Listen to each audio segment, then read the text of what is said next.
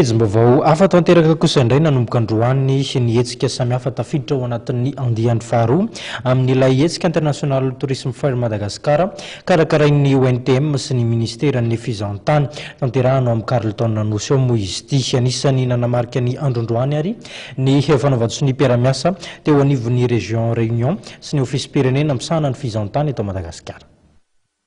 Tafiditra indrindra ao anatin'ny ITM andiany faharoa ny fanasoniavana fifanarahana fiara-miasa teo amin'ny région La Réunion sy ny ofisy pirenena misahana ny fizahantany eto Madagasikara.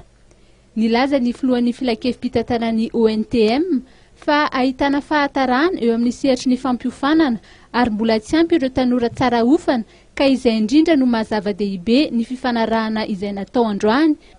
mba hisian'ny fampiofanana ireo mpanofana na formation des formateurs. Nilaza Andriamatoa Didier Robert, filohan'ny région Réunion, fa samy azo tombony anatin'izay fifanarahana izay no lotonta ary nideran'ny finiavan'ny Nosy Rahavavy anampy an'i Madagasikara amin'ny fampiroboroboana ny sehatry ny fizahantany ny ministry ny fizahantany malagasy. Ankoatra moa dia nahasarika ny maro tokoa ireo tranoeva manodidina ny valopolo eo izay manasongadina ny haren'i Madagasikara sy ireo Nosy Rahavavy eo amin'ny sehatry ny fizahantany, ireo tolotra samihafa eo amin'izany sehatra izany. ITM andiany faharoa aminay mpandraralo dia hetsika zao dia ilaina mihitsy, ilaina satria toerana anankiray mba azahoany ny mpandrary rehetrarehetra na samy malagasy aloha mihaona satria ity salon ity zany dia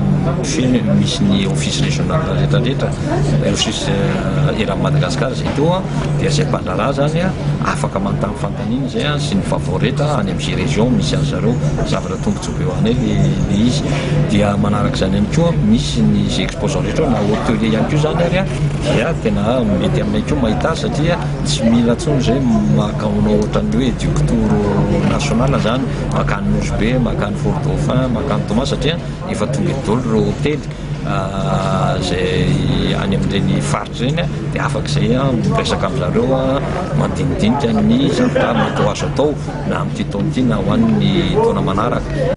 Manomboka rapitso dia misokatra ho an'ny olon-tsotra ny hetsika raha saika ireo antsoina hoe professionnel no teto amin'ny ITM androany.